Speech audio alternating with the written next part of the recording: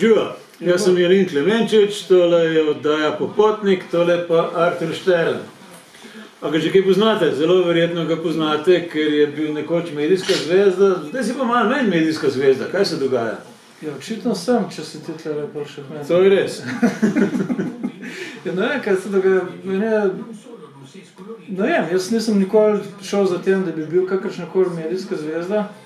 Če pride v medije, pa me naredijo sam, če pa ne, pa ne.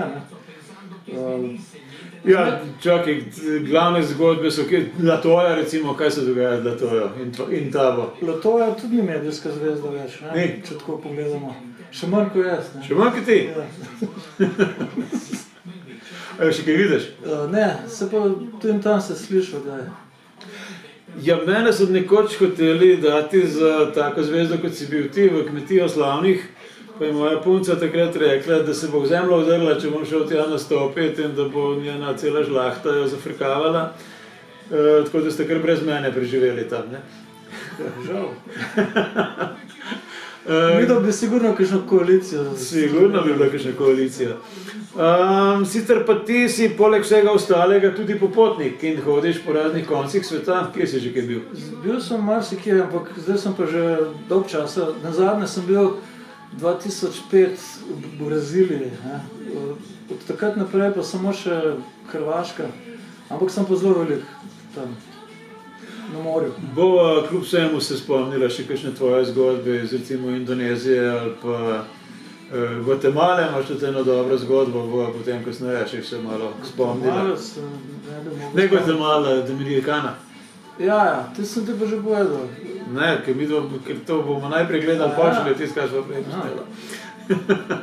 Ja, to je bilo, enkrat me ena zamorska cipa me zaklenila v svoje stanovanje. No, to bomo malo kasneje poslušali, pa še o tem, kako si bil guru nekje na jugovzhodnem otočju. To je bilo pa ja, v Indoneziji. Artur, tale hiša je tvoj Fort Ontario. Kje smo pravzaprav zdajle? Zdaj, v ožjem smislu je Fort Ontario tamle čez. To je v bistvu gostilna, neka taka bolj zasebna zadeva. Jaz sem včasih celo mislil se s turizmom ukvarjati prvo tako zares, ne? Ampak pa sem hitro videl, da nisem za te stvari. Tako da je pa stvar zelo lepo opremljena, samo pa videli. Zato je to Fort Ontario, no? Ker prej to ni bilo. To je bila pač navadna domačija, kjer živim.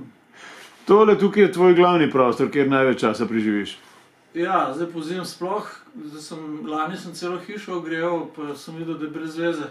So to zelo taki visoki stropi, so tam gor nad stropi, imam celo tako, smo strop ven usekali, tako da gre čez gor v streho, ne, v podstrešje. Tako da v glavnem toplota gre v nulo tam, tako da zdaj sem pa rekel, zdaj pa pozimi, to je tako, kot da bi v neki koči živel, pa vse ostale prostora. In vidim, da imaš marsikaj še iz časov 100 let nazaj, tale peč recimo tamle, ne, ta sigurno ni nova. Ta peč je iz Lipice, tam so eni ljudje, so hoteli pač... A ja, ni prvotno bilo v vaši hiši? Ja, pa se je pa razstavili, pa se je pa tle znova sestavili. To je pač to, to je ta peč, ja. Je pa tako malo slabo locirano. Se lahko malo hodiš, ampak je. Tako da zelo malo, bolj švoh gre, no, tako da zadnje leta ne uporabljam. Ampak za silo je pa še zmeraj v redu, ne. Če bi zagustilo, pol sam drvo, cak.